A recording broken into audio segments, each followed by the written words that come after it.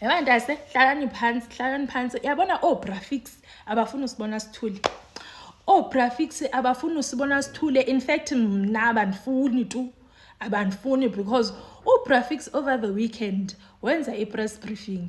When the press briefing Brafix obviously address certain things around the ANC and all of that, because I believe they had a meeting last week or sometime to address ezinto ziba involved kuzo zinkulu kangaka. So he was trying to address those things. So ke ngoku obviously one of the journalists wambuza ba, yey Brafix uyamazi na uBrown Mokgotsi? Kuthi journalist ichopa kuFix, Brafix wamkhanyela wavuthulula izandla. Wamkhanyela oko Ramaphosa ekhanyela uHangwani. Yini nani? Wamkhanyela wavuthulula izandla oko Mchunu ekhanyela ulomntana uBrown Mokgotsi pha eParliament. Ndinixelele mna wamphika wathi, first of all uBrown Mokgotsi is not an ANC member. Dathi hayi Brafix. What is second of all? Wakhe wayiyo i-ANC member but membership yakhe ya expire shakudala. Dathi hayi Brafix, uyintoni ke ngoku uBrown Mokgotsi lo apha kuni malungu e-ANC? Wathi uBrafix uBrown Mokgotsi sisaphuselane nje somntu esingeyo member of the ANC esithanda nje uzifaka ebantwini be-ANC. Yonke into uBrown Mokgotsi atyholwa ngayo has nothing to do with the ANC. Kutsho Brafix, utsho good. Uthi yonke into atyholwa ngayo uBrown Mokgotsi lo has got nothing to do with the ANC. Ningafaki ANC klonto.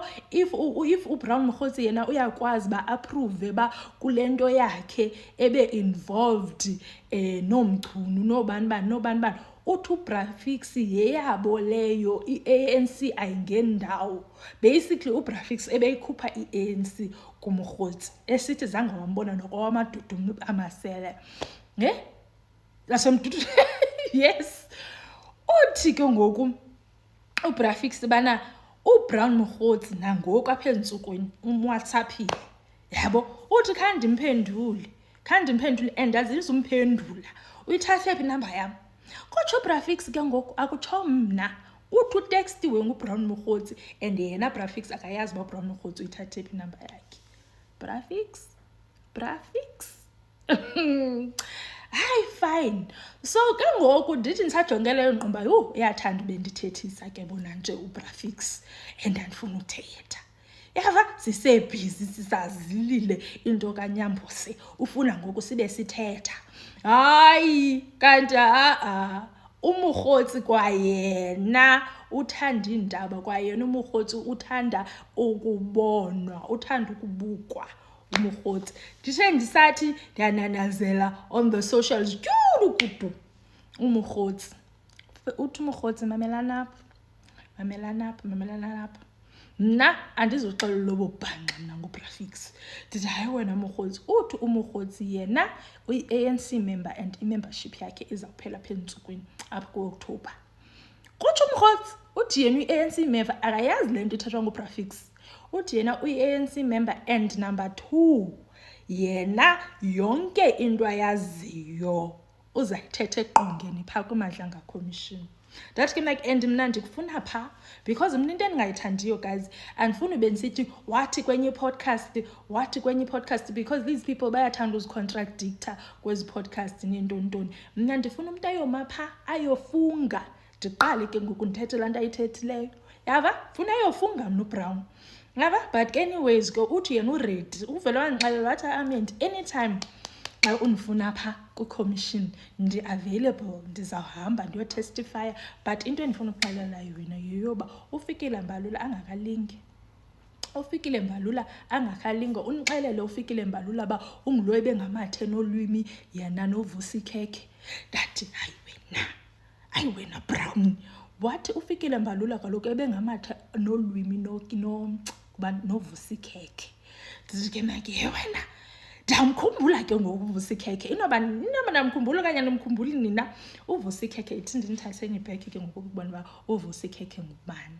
uVusikheke kaloku guys komnye unyaka apha, I think it was 2021, kwakhe kwaduma into protection fee. Laa nto ibikhe yaduma naseKapa ukuba kufuna protection fee kwathini ke qale yaduma ePretoria ke laa nto yaduma ePretoria, and like it was hectic ePretoria laa nto. Babeterrorizwa abantu abenza ibhizinesi ePretoria guys, and ke ngoku kwakukho igang eyayizibiza Boko Haram. So le gang eyayizibiza Boko Haram yayine-senior members zayo, obviously kube ne-junior members zakhona. Igang yakhona yayisaziwa njenge-hijacking, yabona into ezinjalo, yabona ngosicrime, yayisaziwa ngecrime wethu ndizawuthini, yayisaziwa ngecrime ke ngoku iBoko Haram le, yabo isaziwa nje nange-drugs guys, like iBoko Haram yayisaziwa, kwakusaziwa ba ngubani lowa and ke ngoku uyimember yeBoko Haram, ngubani lowa and uyi-senior member yeBoko Haram. Kuthiwa if wena ubujola nomuntu okuBoko Haram ebekwazi ukufowunela uzingqengqele uzibukela Netflix athi baby awufuni i-weave, uthi wena ewe ndiyayifuna baby unayo imali ye-weave, athi hayi ndizayidibanisa ngoku, imalini i-weave, uthi wena i-50,000 baby, athi okay. Kwakugqiba kwakho udrop ifowuni, uyasikhokha mkhonekati ke ngoku awukhokhe ahambe aye ku-local tavern, afika akhombe owner athi i-girlfriend yam ifuna iweave ezimbini and ke ngoku iweave enye 100,000 ikhuphe ngoku.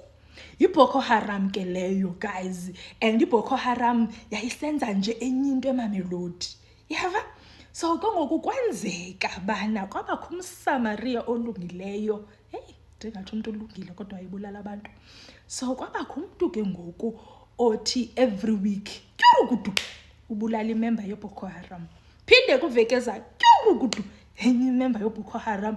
Qala ke ngoku iBoko Haram batatazela kwafumaniseka uba ke ngoku nabo ke ngoku sebefuna i-bodyguard, like kunzima uhambe esitratweni because bayabulawa. Kwathiwa abantu baseMamelodi bangafuni uthetha, but bayamazi lo muntu ubulala abantu, ubulala iBoko Haram, wayebulala only ii-members zeBoko Haram, ii-senior members nakhona.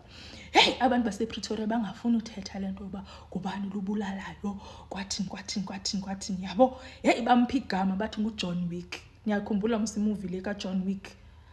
Ke uJohn Wick mos naye wayekulo way yoba abulala i-gangsters kwathini. Hey, wababulala bonke. Kwabakho ke ngoku izityholo ke ngoku zoba lo muntu lowo wayenguJohn Wick kuyarhanelwa bana yayinguVusikheke, yeva. Kwizirhanelo ke ezi guys, uVusikheke ubanjelwe a totally different case.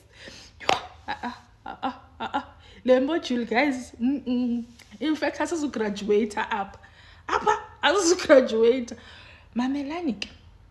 So ke ngoku uVusikheke sithethanani nje usejele, right? Ubanjelwe enye case, yava. So ke ngoku uBrown Mokgotsi nitsho banifuna sidiscusse i-case kaVusikheke le